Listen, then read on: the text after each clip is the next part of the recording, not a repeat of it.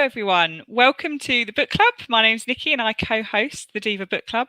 And this month we've been reading Without a Trace by Mari Hannah, the latest in the Kate Daniels crime series. So Mari is a multi-award winning author. In 2010, she won the Northern Writers Award for Settled Blood, and that was before she even had an agent, let alone a publisher. In 2013, she won the Polari First Book Prize for her debut, The Murder Wall. And she also won the CWA Dagger in the Library Award in 2017. You might be able to guess by now that she writes crime.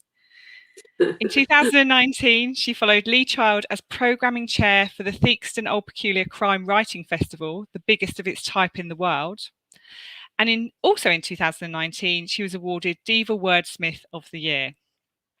And in 2020, Without a Trace was awarded Capital Crime's Crime Book of the Year. Wow, that's a lot of accolades for a career that it seems only spans about 10 years. So can we give a big DIVA welcome to Mari Hannah? Welcome, Mari. Thanks for having me. It's been it's a pleasure to come and talk to you all. And it's great that you've got a book club going. It's lovely to meet you as well. And yeah, the book club started last year, and I think particularly during lockdown, it was a real lifeline for people. People read a lot, and they were really keen to talk about what they were writing and to meet the authors. I've just noticed that fabulous hat in your background there, which reminds me of Juliet Bravo. That's Mo's old hat. I have been known to wear that on occasions. Right. Okay. Well, impersonating a police officer. Maybe you can tell us. My lucky hat. Is it? Yeah. Fantastic. Do you wear it when you write? No. So I've already set the scene, and we know it's a crime novel. For those people who haven't read the book yet, can you tell us a little bit about it, please? Yeah. Well, I write across 3 series, but this book, Without a Trace, is the 7th in the Kate Daniels series. But just in case people haven't read Kate Daniels before, can I say that it was written as a standalone, as all my books are. They're all sort of self-contained stories, so there's no problem. And I kind of drip feed a bit of backstory, enough for people to get the flavour. So yeah, the book starts, actually, I should tell you that it follows a 3-year gap, which people were going, what's going on? And that was because I changed publisher, not because I didn't want to write Kate anymore. But anyway, people were screaming for book 7 and screaming for me to pay off the cliffhanger at the end of book 6. And this book starts with Kate in the Casualty Bureau of the Metropolitan Police Command, and she is trying to blag her way into an investigation she has no business to be in. So it drops you right into the action. And yeah, so actually she is hours from her Northumberland home, where she has had news which has blown her world apart, really. So yeah, so she's there, she's trying to get into this investigation. Nobody in her area command knows that she's there except Hank, who's with her. He's her trusty sidekick, and will follow her off the end of a cliff if necessary. And that's kind of where the book starts. And it's a very emotional book for Kate. I can tell you this much, that there has been a plane disappeared out of the sky. The incident is hours old, and the profiler from Northumberland is on a book to fly. And she's not just the profiler, she is the love of Kate's life. And Kate just needs to find out what happened.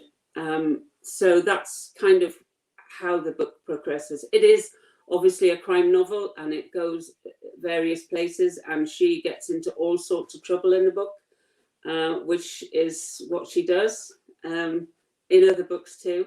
But it's a very emotional journey for her through this book, and hopefully for readers too. Yeah, she's quite badass, isn't she? She's as you say, she kind of gets herself somewhere that she has no business being. Quite a strong hero. Yeah, and I mean, the thing about it is that in the 6 books that preceded this one, Kate hasn't always put Joe first, which is why kind of they've split up. And now at the point when she thinks she's lost Joe, basically she's willing to throw it all away because she cannot let this go. It's so important to her. Thank you. And so just thinking back to when you first started writing, what can you tell us what inspired you to write crime? What was the background to that? Well, first and foremost, I am a reader of crime and I love crime. Secondly, obviously, I'm married to a cop, or an ex-cop now, but yeah, my wife was in a murder investigation team. She was a detective inspector. When I started writing, she was still working. I'm a probation officer before I'd started writing. And my career was cut short due to an injury I received on work from a young offender that I was supervising. And so it's a world that I know a lot about. You know, I worked with offenders for 15 years. I hear their voices.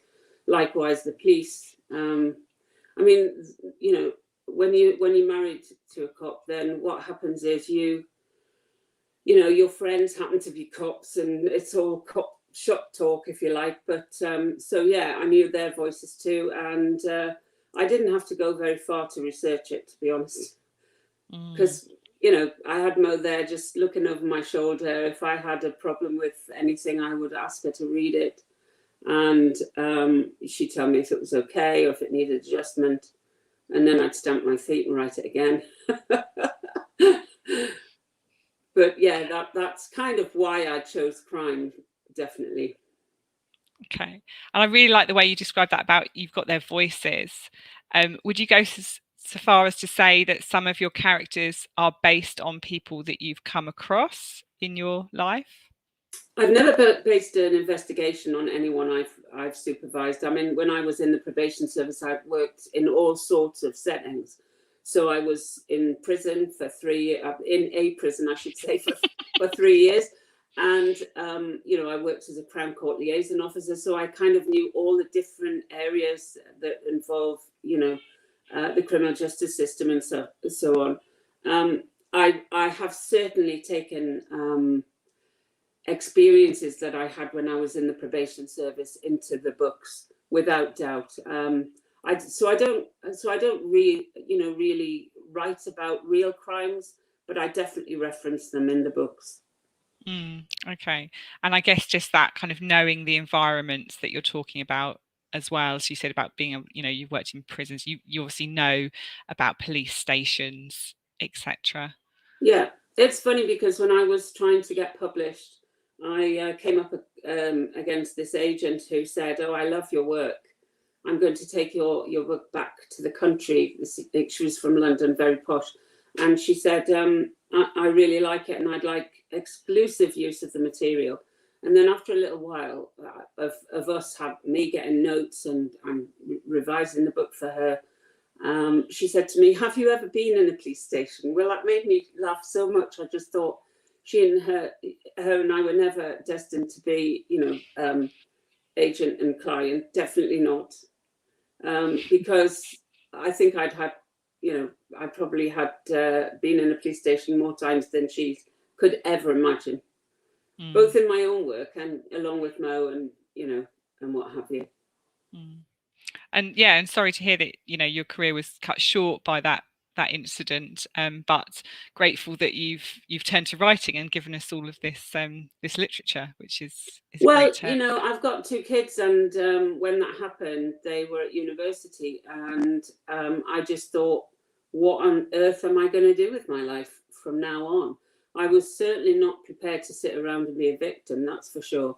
And I'd always liked sort of tinkering with writing. I've written a few poems and stuff like that, and I never ever. I actually set off writing a short story, and it grew and grew and grew. And then I was kind of I really was struggling with the prose, and I decided that what I would do is I would write it as a screenplay, and which I did. there was a BBC drama development scheme going around at the time, and I was chosen for that. And they gave me a mentor, and it was really, really great experience.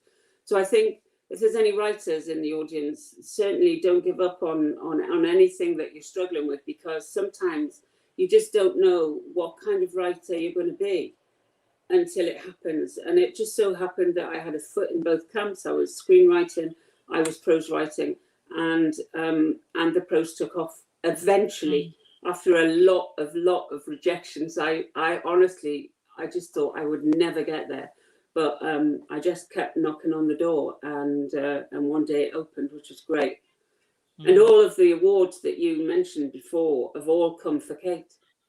You know, I wrote, as I say, I write 3 series, but every award that I've ever won has been for Kate, which is kind of strange, really, because when I was trying, you know, knocking on the door, I was getting a lot of rejections, as I said, and the reason for that, I think, was because it was different, and they perceived a risk because Kate was gay, which was ridiculous. I mean, one comment that I got was, "Middle England isn't ready for this," and I went, "What?" You know, I was like, "This is ridiculous." But that's the kind of thing you come up against, and then a very brave publisher picked me up, which was great. But it isn't easy. You just have to keep working. Yeah. Well, good for you to keep trying, and that's amazing, isn't it? I mean, you're not talking about in the dim and distant past that you had these comments around, you know, the fact that she was a gay lead character. This is quite recent. Yeah. I mean, like, we're talking about 12 years ago, that's all. And I was actually published in Germany first, which was very, very unusual. The Germans obviously are more, you know, gay friendly than the Brits, or the Brits in the publishing world anyway. I mean, I think things are changing. They certainly are changing. I think they need to change quicker, you know, and I would always say, you know, stick to your guns. I actually felt at one point that people were going to say, "Look, just make Hank the DI and make Kate the DS." And I was going, like, I was saying to my agent, you know, "Tell me if I'm wasting my time." And he said, "No, you just keep writing, and I'll keep submitting, and we'll get there," which we did. Yeah, good. And so this sounds like a bit of an obvious question, though, but when we talked about this in the book club, we were interested to know, was it important for you to have a lesbian character, the kind of lead character? Was that part of what it was about? It was very, very important. I mean, Kate is based loosely on Mo, my partner. She's a good deal younger and a lot taller, but she is that character. Mo had a brilliant team who absolutely adored her, and that's what I wanted to do. I wanted to create that, because often you read crime novels and what happens is that, you know, there's a really, really arsey DCI or superintendent above, and, you know, and gives a hard time, but her superintendent, whilst he you know, cuts her no slack, he, in fact, he adores her. He would, you know, he lets her off with all sorts of things. But I wanted to create that kind of thing, but actually never occurred to me not to write a lesbian character. It just didn't.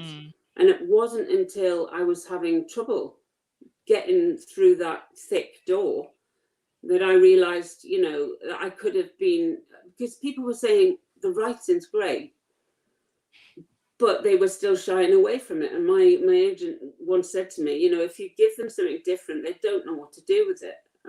So just be patient, we'll get there.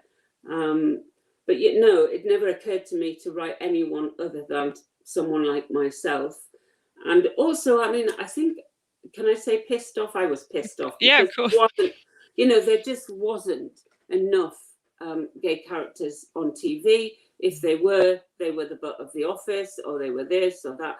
And I just want to, and I know so many strong lesbian characters, and, you know, real people.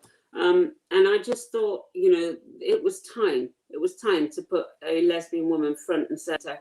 and that's what I did. Yeah, brilliant. And do you think, so you said with the kind of the publishers, do you think part of it is that they didn't know how to categorize it? Do you find, are your books categorized as crime novels, or are they categorized as gay novels, or both? I think both, and most bookshops have a gay section now, which is great. I would totally love that, and I've actually had to ask people to put Kate's my crime novels in that section, because often they go on the crime shelf. I think we need both. I think that the more we see, well, everything is about visibility these days, isn't it? And I think the more you see it, then the more sort of everybody gets the message. But it was very important to me to try and find a big publisher, not a niche publisher. I wanted to be mainstream, and if I was mainstream, then people would look and people would read.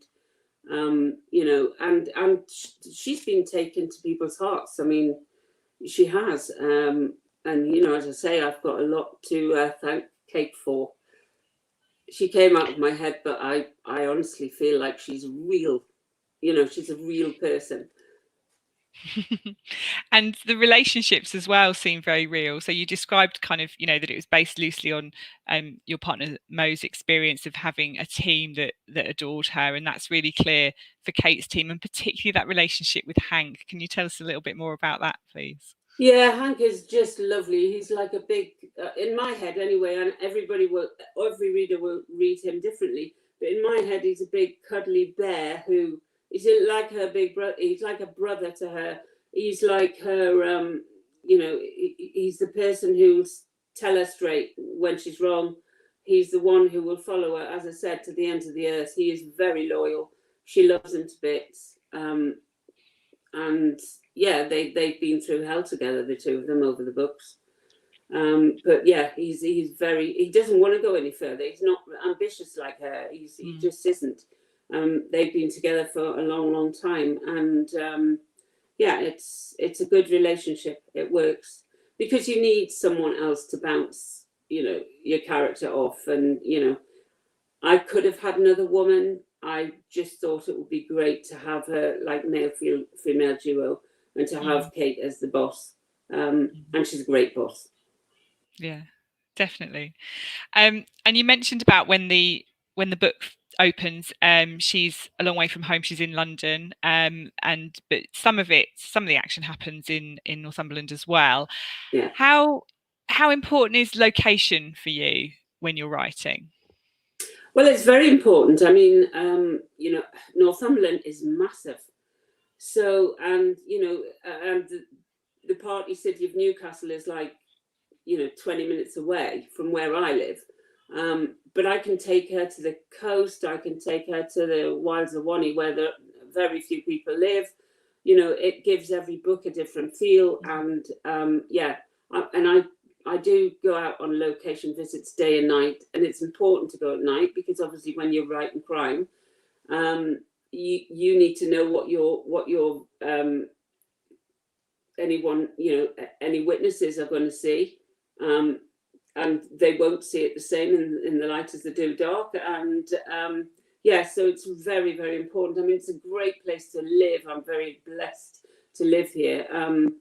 It feels like it's a long way away from the publishing world, but it's good.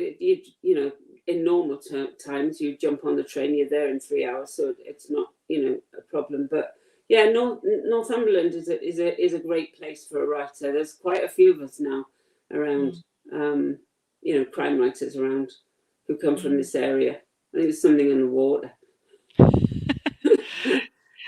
And it sounds beautiful as well, and the kind of the descriptions are really important. Do you write where you're sitting now? Is that where you write? This is my office. Yes. Wow. This here, I'm going the wrong way, is my whiteboard. That's where I plan it all. It's like my murder war. Brilliant. I was going to sit downstairs, and I thought, what will happen? My kids will arrive, or my grandkids will arrive, or something like that. So I thought I'll take myself up here, but it's boiling in here. If I look hot, it's not because I'm worried. It's not because I'm nervous. It's because it's absolutely baking here today. So I don't know what's like where you are, but yeah. So I'm in Suffolk. I'm down south. It's been quite warm today as well here. yeah, But oh, yeah, it's been amazing. yeah. And so, does it take you a long time to? How long does it take you to write? How long did it take for this to be produced? Well, this one, not very long, this one, because obviously I had, that last line of book 6 really gave me the story. Obviously, I had to twist it and go different places, and it isn't what it seems when you start reading it. It kind of changes halfway through, as I know, if you've read it. And Kate gets involved in this huge international investigation. There's another formidable woman in the book, who's an FBI or Homeland Security agent in charge, and so she's kind of doing the UK end of the investigation, and this other woman is doing the other end, and and eventually it will bring me back. And halfway through the book, I kind of thought I need a character that's going to twist this completely. And then I remembered a character from a different book, and I thought, wow, he would just be amazing. And that is a guy called Brian. If you've read the book, you will know who I'm talking about. And yeah, I was able to do that, but it's making up the puzzle that I love. That's what I really, really love doing. So yeah. Brilliant. And was that because there are lots of different components to the book? So you've got, you said, you've got the kind of the American angle. You've got what's going on still in Northumberland, and there's something happening there. There's a crime there that's been committed, and then Kate gets involved in the kind of the underworld to a certain extent. If I don't want to give too much away, but there's quite a lot to track. Do you map that out on your whiteboard? I do, yeah. So it depends how I feel, and sometimes I write quite a detailed synopsis that, well, it's more like a treatment. It could be anything between 3 pages and 20 pages, or it could be a long sort of bullet point list of where I'm going next. Sometimes I use cards, so I write each chapter down on cards. And the good thing about cards, also, for if there's any writers out there watching, is that you can actually realize, and often you do realize, that you've got something coming up that should come first. You've got it the wrong way round, so you can actually alter the cards, and it helps, and it works. So I am definitely a planner. I always know the destination before I set off, which helps. I don't get lost. So yeah, but it's just, I mean, some writers say, well, does that not actually stop you being creative if you've got the story down? I mean, there are some crime writers that write hundreds of pages before they sit down to write the book, but then the book is written very quickly. I've got this kind of just a roadmap, and then I work my way through it. But there's always a point in every book where I come to a point, and I realize I can go there, and I didn't anticipate that. Obviously, you can't anticipate everything before you start writing, but what I enjoy is that being able to take it somewhere that I haven't anticipated. But as long as I've got that roadmap, I know I won't detour too fast. I won't just go off and then somehow end up where I don't want to be. And I can always come back to the roadmap, which is great. It's like having a sat nav. Good. If you're on a long journey, you need a sat nav, right? You do. And does the roadmap include all of the twists and turns, or, as you said, are some of those, because there's a lot in here, there's a lot you have to keep track of as the reader? You kind of sometimes think, oh, hang on a minute, where are we there? And you check back. So as the writer, do you have to remind yourself, or is it all in your head and on the roadmap? Oh no, I mean, I definitely need help to remember everything, because a book can take 6 months to write. What I do when I set off, whenever I create a character in the book, it always goes on a list, so that helps, because otherwise you get 3/4 of the way through the book and think, what was that person's name now? Or if you don't have a list, you tend to drag up the similar names. You could have 2 Nickies, or you could, whatever, you could have 2 Fionas. So yeah, I mean, I had a kid called Robson in one book, and I had a sergeant called Robson, and my editor said, oh, you're gonna have to change him, because and so I started making a list. And I also make a list, and it sounds like a pain, but it isn't. It saves me so much time. So I have a setup, a payoff and setup, a setup and payoff sheet, because every question you ask needs to be answered. Obviously, readers hate it if you go at the end of the book, you go, well, what happened there? What happened to that storyline? It just disappeared. So I have that. So I'm very careful. It also helps because when you're dealing with an incident room, a murder investigation is quite complex. Kate will be issuing actions to all sorts of people in a normal book.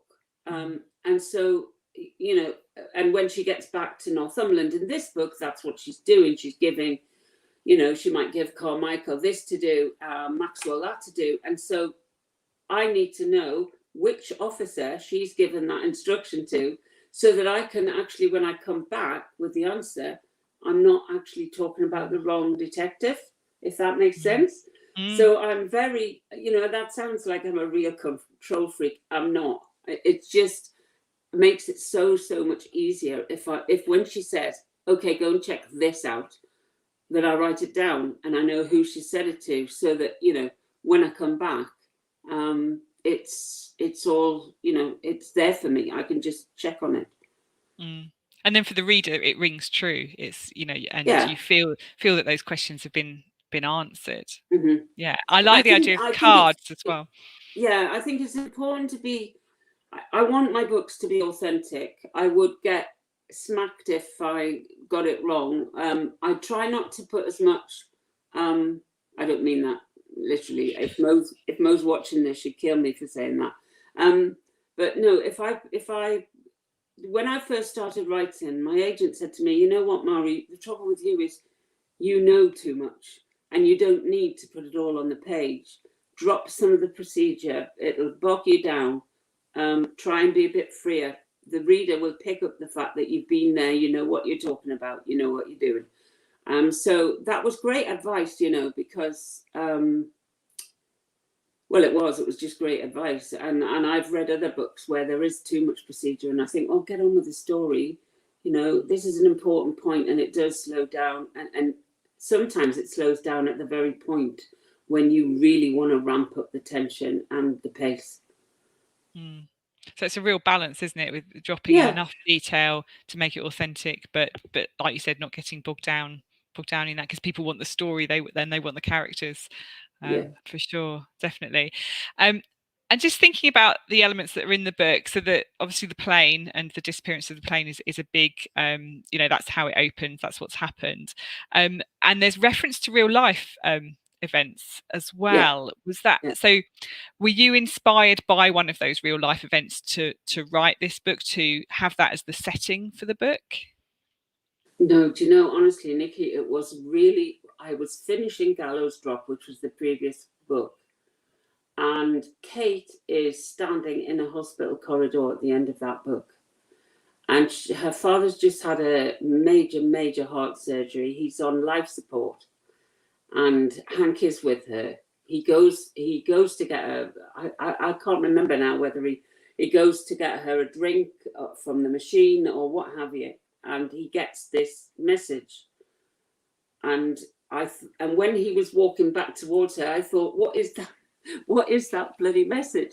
And I literally wrote, the last line was, Joe's plane is missing, you know. So, you know, it kind of just came to me. It was, so I was, the book was over, it was finished. And then when people read book 6, they were going, my God, I can't wait for the next one. And of course, I had no idea at the time when I wrote that I would have this 3-year gap, that I would leave one publisher and join another. And they wanted me to write something else.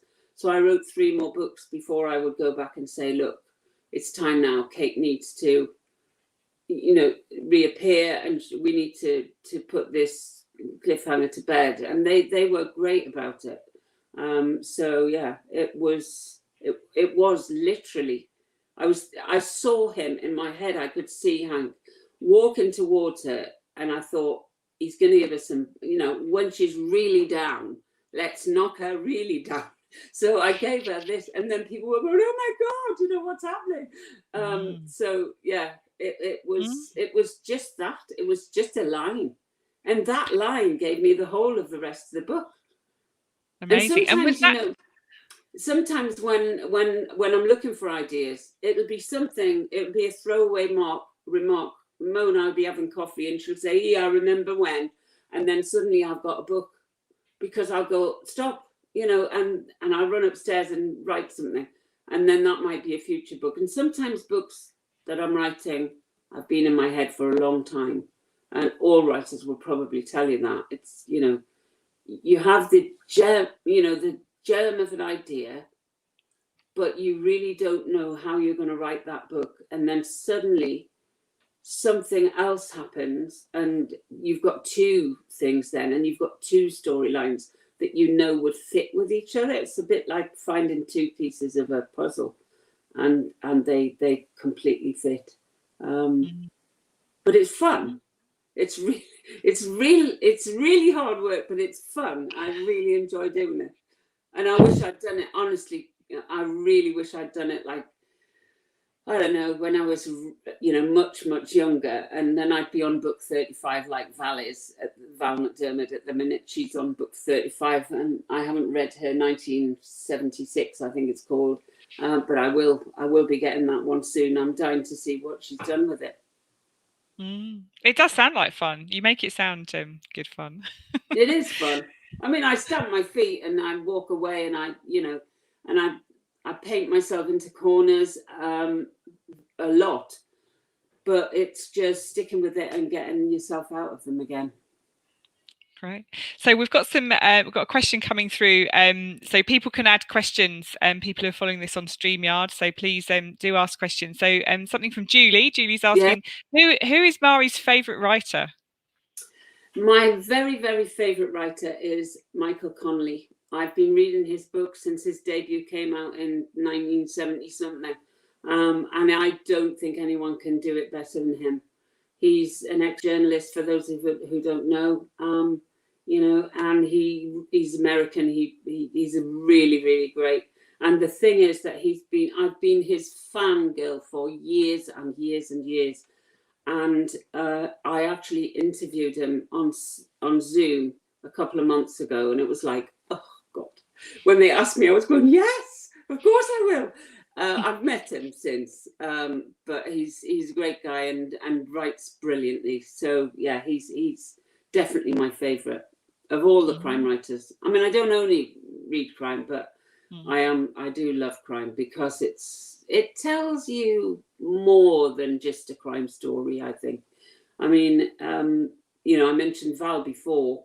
Going back in time, I remember her saying once at an event, if someone in 100 years from now was to look back and read crime novels, they would know what was happening now, what was happening, what was politically, what was happening, you know, socially, what was happening. And I think that's absolutely true, because, you know, I never set off to sort of, you know, with a sort of be friendly to gay sort of pitch. I just wanted, my feeling when I started with Kate was, do you know what? She's a great cop. The fact that she's gay, get over it. You know, that really was my attitude. but yes, I think that, you know, crime novels cover all sorts of social issues that are important to everyone. Mm. I think you're right, and when we're discussing this as a book club, it is great to have a lesbian front and center, but that's not all it's about. It's not a book about her as a lesbian. It's that, you know, that's almost incidental, if you like. It's normal. It's part of who she is, and you know, and accepted for that within her workplace, and that's not questioned, which is great. You know, that's really refreshing, actually. Yeah, Fantastic. Just having a look to see if there's any other questions. So you talked about that actually you started writing scripts and then went to write prose and novels. Is that very different? How do you approach that? it's hugely different, and I have to say that when I started, you know, when I went on this BBC drama development course, I just thought, this is it. This is me. I'm going to be a screenwriter. That's it. Because what I loved about it was that you have action, you have dialogue, you have no inner thoughts, you have no inner monologue going on in somebody's head, which I find very hard to write sometimes. And you have to show it all through action and through dialogue. And I love that. I love, you know, the way, but films are completely, you know, on TV, completely different from writing a novel. It's much faster paced. It's, you know, you can take your time a little bit with a crime novel, although I hope that mine are pacey and get, you know, people want to turn the pages. But yeah, I love writing scripts. And that was my first love, to be honest. But I've got better and quicker, and, you know, hopefully I'm learning all the time. You do as a writer, otherwise you know, you may as well pack up and go home. I mean, I love reading other people's work because A, you've got, you know, one eye on the competition, and B, there's some brilliant new writers coming out now. I mean, I've read some debuts that would knock your socks off, and I just think, you know, oh God, I don't think my debut was that good. Most people just never want to read their debut ever again because it's a debut, and you know that, you know, that you get better and you get sort of sharper with dialogue, and, you know, you don't have any words in there that shouldn't be in there. Because and in a script, you know, in a TV script, every line of dialogue has to count. There can be no throwaway, you know, whatever. And everyone has to move. I mean, my TV agent has said, you know, if you're playing chess, you've got to move the pieces. It's the same with TV. You know, if you've got a character, make them move. They have to move. And then it's down to the wonderful actors and actresses that we've got to interpret the way they handle that and the way they play it, and the director obviously direct them to do that. Let's come back to the TV angle in a minute, if that's okay, because I want to ask you about that, because there's been some developments, I think. I'll drink my wine while I get another question. Oh, look at that. Fantastic. Yes, we're getting some questions in. So Jenny is asking, do you have it? So you just talked about debut novels. Do you have any tips for anyone wanting to write their first novel? Yeah, bum on seat and just write every day if you can. I mean, you know, some people don't have much time because they have a full-time job, and they, you know, they'll get up early in the morning, do an hour or whatever, even if it's just an hour, or they might, you know, work after the kids have gone to bed or what have you. It's just basically, if you write every day, you get into, it's almost like playing tennis. You get into that, you know, sort of stride. You know, it's like muscle memory almost. You keep working, and, you know, and write as often as you possibly can. Good advice. Good advice. Just sort of get on with it. And I think so. I heard at the weekend. I think it was Stella Duffy said this, that Beryl Brainbridge apparently was a single mother and got up to write at 5:30 every morning for an hour, because so to a certain extent, if you want to write, don't use the excuses. You need to put the time in. You need to and the other thing is that if you've written a story, accept that when you finished your story, it's actually just the beginning, because the collaboration that goes on afterwards is immense. I mean, you'll go through you might go through an edit with your own agent if you find an agent. Then when you get a publisher, you've got your structural edit, you've got your line edit, you've got your copy edit, then you've got your proofread, and then a proofreader will come, with the tiny things that you can change at the end, that you've missed, everybody's missed because they're so absorbed with the story, hopefully. But yeah, I think keep going, and accept that when you get to the end, it's just the start. That's really good advice, actually. It's not the finished product when you've finished, that first draft. Yeah, and the other thing is, I would honestly advise anyone who's writing to write what they like to read, what makes them happy. If you cannot sustain yourself through a novel unless you're enjoying it yourself, I write what I'd like to read. If I could be half as good as Michael Connelly, I would be a happy woman. I'm getting there, I'm getting there, but it's hard starting off, but just keep going, and don't let people put you off, because the hardest thing, I think, when you're writing your debut, is you're frightened to show it to anyone, because inside your head there's a little thing that says, I'm never going to be good enough. I'm not good enough. But I honestly, every writer thinks that with every book. When my books go out, I go, God, I hope it's what they want. I don't go, oh, that's another one in the bag. I'm happy. I'm really nervous before it goes. Honestly, I am. I'm just completely nervous.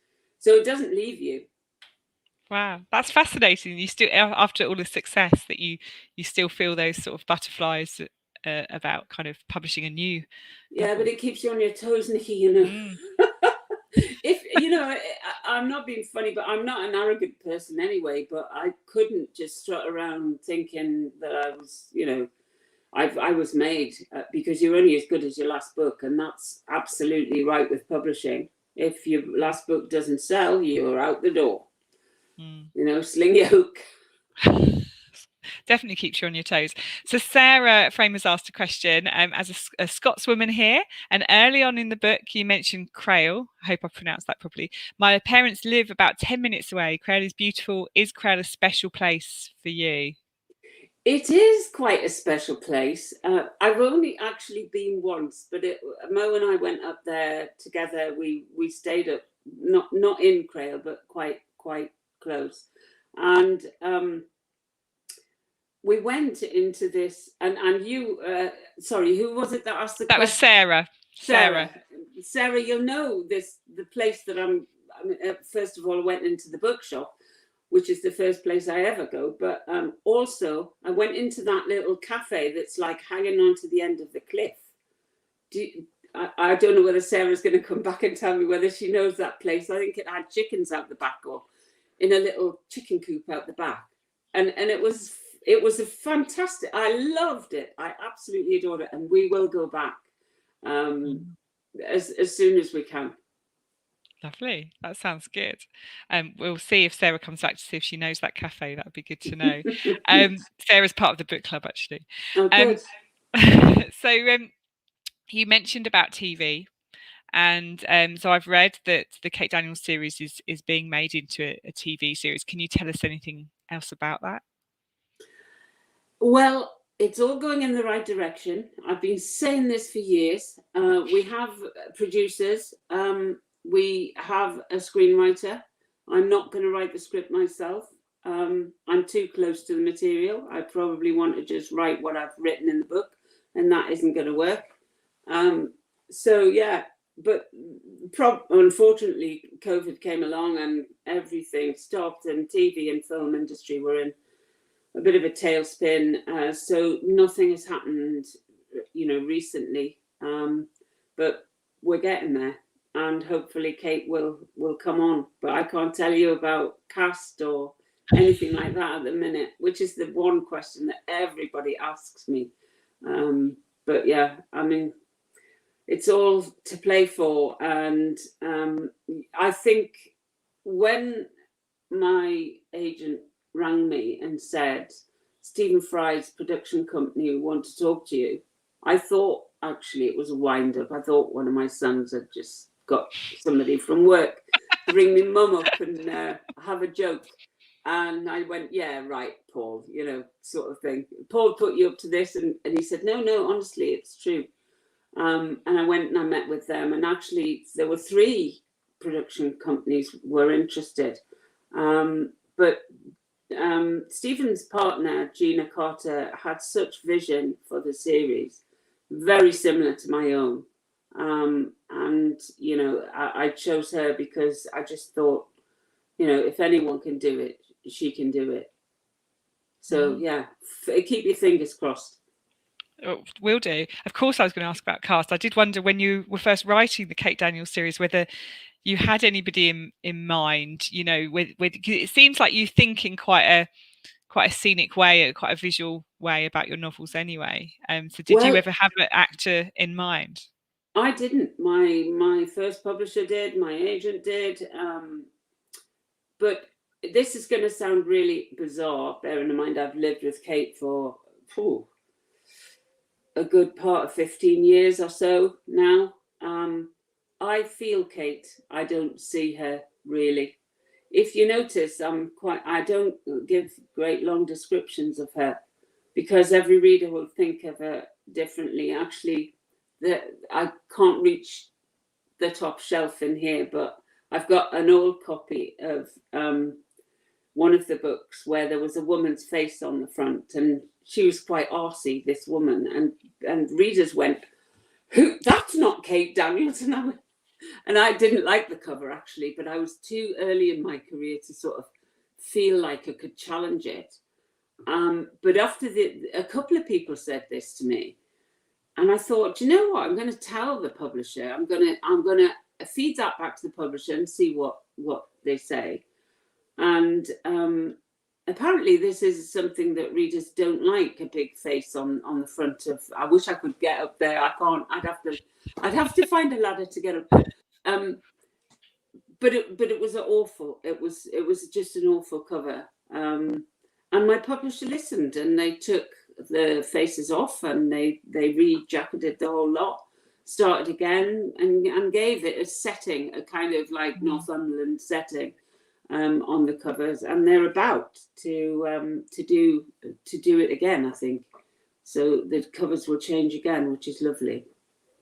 Okay, no, that's good. That'll be interesting then when it does come to the screen, because people will have an idea in their heads, won't they? And then there'll be actors playing the characters. But I mean, I think it sounds very timely as well. I mean, crime is really popular, not just in books, but on the TV as well. And particularly it appears during COVID, during lockdown, people have been really fascinated with that side of things. Maybe a bit of escapism.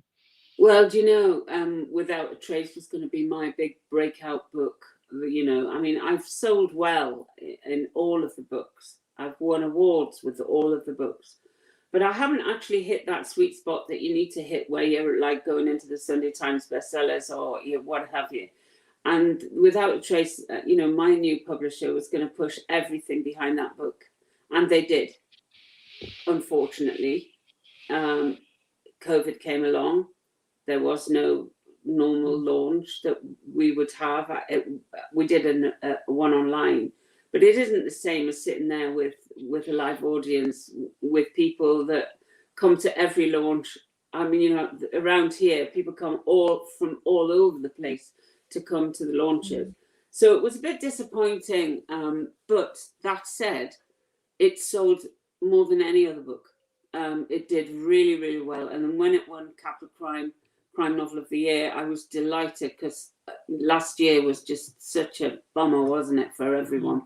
And I felt for the debut authors actually more than for myself, Because when you've worked and worked for years and years and years, and your first book is coming out, and then something like COVID happens and nothing happens, you're not going and doing signings in bookshops, you're not giving talks, you're not having a launch.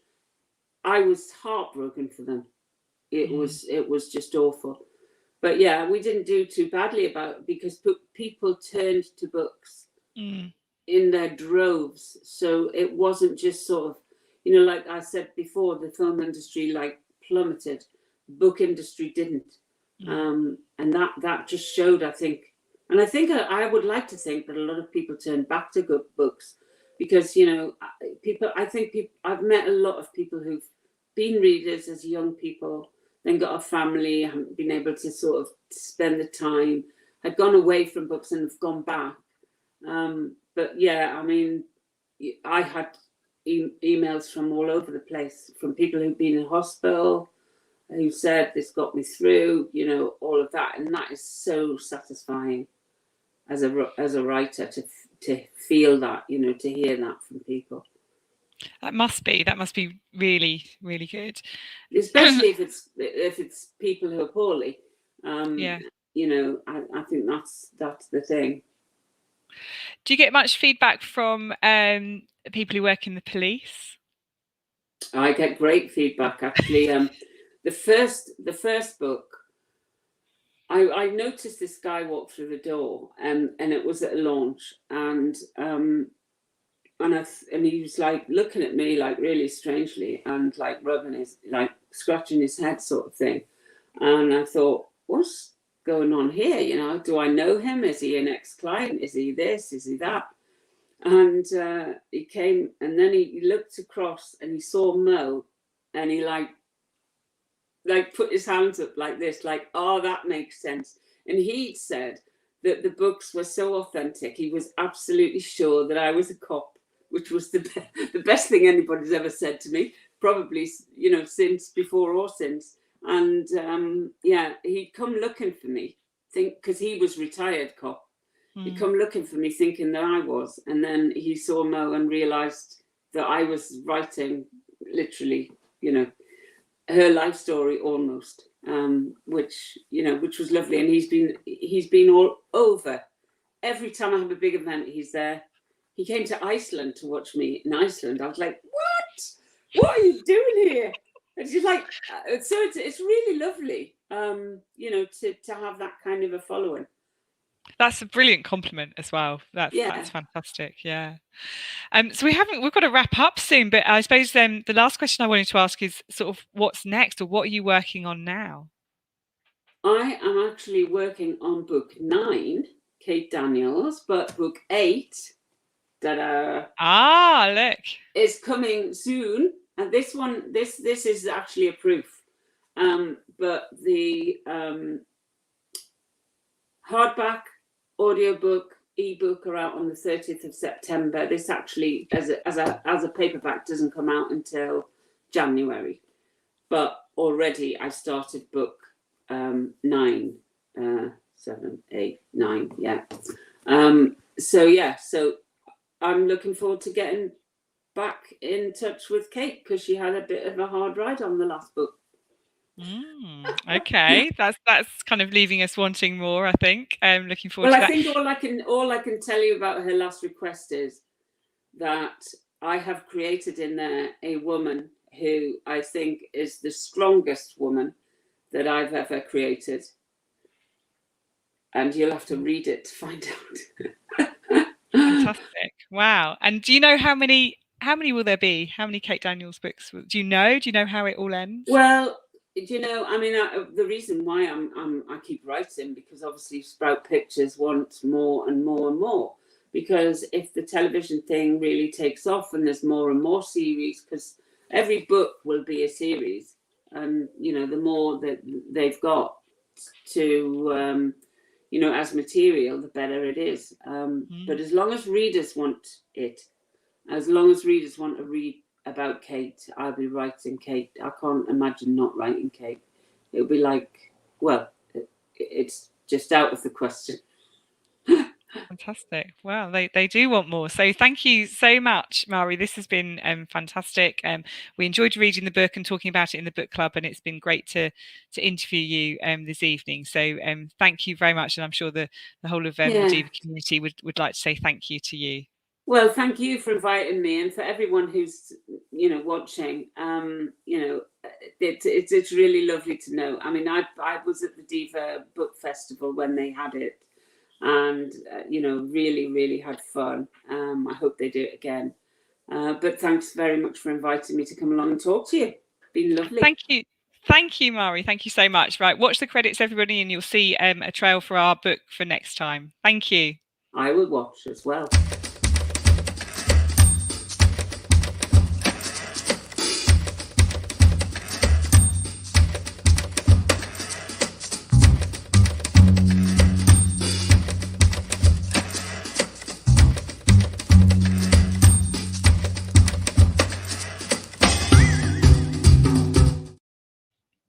Hi, thank you. No, that was good. Thanks. Thank you.